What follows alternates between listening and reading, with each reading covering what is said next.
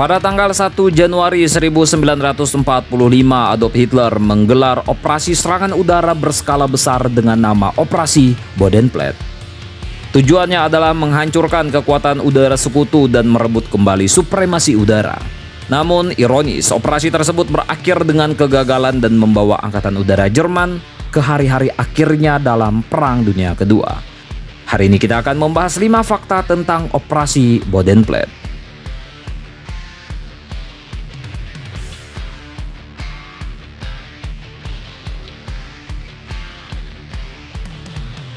Operasi Bodenplatte merupakan serangan udara skala besar terakhir Adolf Hitler. Setelah Panglima tertinggi pasukan sekutu Jenderal Dwight D. Eisenhower berhasil menggelar operasi pendaratan besar-besaran pasukan sekutu di pantai Normandia, Prancis pada bulan Juni 1944 dengan tujuan untuk mengakhiri kekejaman dan dominasi Nazi Jerman di daratan Eropa, perlahan namun pasti keadaan perang mulai berbalik tidak menguntungkan pihak Jerman. Gerak maju pasukan sekutu tidak terbendung lagi, kota demi kota, pangkalan demi pangkalan yang sebelumnya dikuasai oleh pasukan Jerman berhasil direbut oleh pasukan sekutu. Bersamaan dengan keberhasilan invasi sekutu di daratan Eropa, supremasi Luftwaffe di langit Eropa mulai melemah. Namun pada akhir tahun 1944 Hitler melihat kesempatan untuk melakukan serangan ofensif terhadap pangkalan udara sekutu di wilayah Ardennes, Belgia, dengan tujuan untuk memperoleh kembali supremasi udara sehingga pasukan darat Jerman bisa bergerak maju. Bapak Adolf Hitler menilai sektor Ardennes di lini Amerika sangat lemah dan mudah diterobos. Bapak berkumis ini berniat untuk menerobos lini tersebut sampai ke pelabuhan Antwerpen yang sangat vital bagi pasukan logistik sekutu. Akhirnya operasi serangan udara skala besar bernama Bodenplatte ini dilaksanakan pada tahun baru tanggal 1 Januari 1945.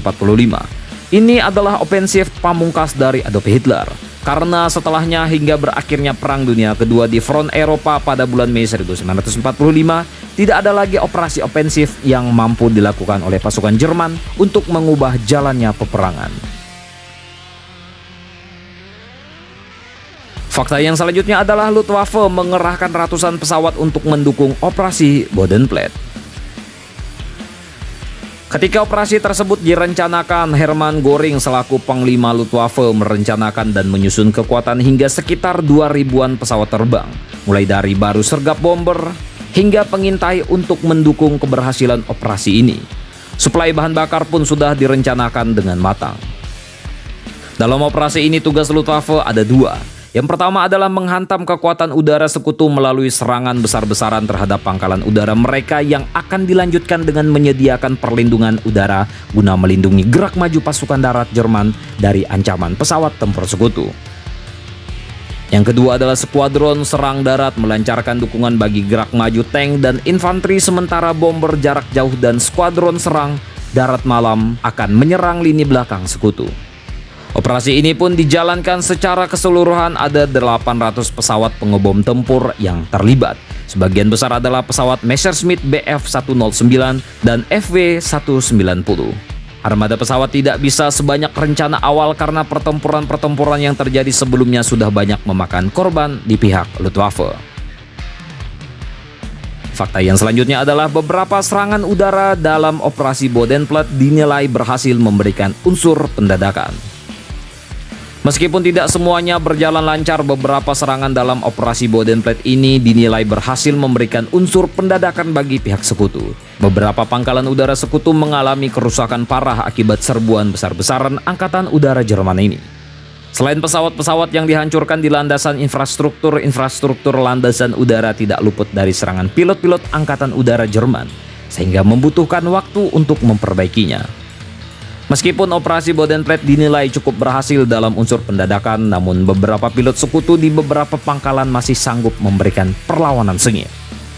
Dari beberapa sumber informasi sejarah mengenai pertempuran ini, diketahui bahwa sejumlah pesawat pemburu lincah andalan pasukan sekutu P-51 Mustang diketahui mampu memberikan perlawanan sengit dan menyerang balik pesawat-pesawat Luftwaffe yang menyerang pangkalan mereka. Fakta yang selanjutnya adalah pihak Jerman kehilangan banyak pilotnya dalam operasi Bodenplatte. Salah satu hal ironis dari serangan besar-besaran Luftwaffe ini adalah banyaknya pilot terlatih Jerman yang menjadi korban dalam serangan ofensif ini. Tidak hanya pilot-pilot operasional Luftwaffe, menurut beberapa sumber informasi sejumlah komandan wing turut menjadi korban dalam menjalankan operasi ini. Tentu saja hal ini menjadi pukulan telak bagi pasukan Luftwaffe. Pesawat yang jatuh atau rusak mungkin bisa diganti atau diperbaiki, namun sulit bagi Angkatan Udara Jerman yang menyiapkan dan melatih pilot-pilot yang mumpuni dan berkualitas. Masifnya pengeboman yang dilakukan oleh pesawat pembom sekutu di kota-kota yang dikuasai pasukan Jerman juga menyebabkan tidak tersedianya area yang aman untuk membuat fasilitas pelatihan pilot yang memadai.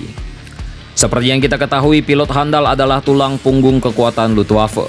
Ketidakmampuan Luftwaffe menyediakan pilot yang handal akhirnya membawa Angkatan Udara Jerman ke titik nadirnya, dan masalah kekurangan pilot adalah masalah sangat serius yang dihadapi oleh Luftwaffe pada hari-hari setelahnya.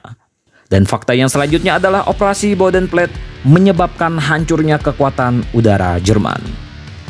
Secara strategis, hasil akhir dari operasi tersebut dinilai sebagai sebuah bencana bagi pihak Jerman, khususnya bagi Angkatan Udaranya. Luftwaffe berhasil menghancurkan 144 pesawat sekutu dan merusak 62 lainnya. Namun untuk mencapai hal itu, Luftwaffe harus kehilangan 200 pesawat dan sejumlah besar pilotnya. Apalagi diketahui bahwa lebih dari sepertiga pesawat Luftwaffe yang terlibat dalam operasi Bodenplatte tidak bisa pulang kembali. Ratusan pesawat sekutu memang berhasil dihancurkan, namun pihak sekutu hanya kehilangan sejumlah kecil pilot karena banyak pesawat yang dihancurkan sedang diparkir di landasan. Pesawat sekutu yang dihancurkan tersebut dalam waktu yang sangat singkat segera diganti oleh pabrikan. Hal yang tidak mungkin dilakukan oleh Jerman untuk mengganti armadanya yang rusak dalam operasi ini, karena sejumlah tempat produksi pesawat dan komponennya sudah babak belur dibom oleh pesawat pembom jarak jauh sekutu. Tidak hanya masalah kerugian pesawat sebagaimana dijelaskan di atas, pihak Jerman juga sudah mengalami krisis pilot tempur yang handal sejak operasi ini dimulai. Tentang ini bagaimana menurut kalian, coy?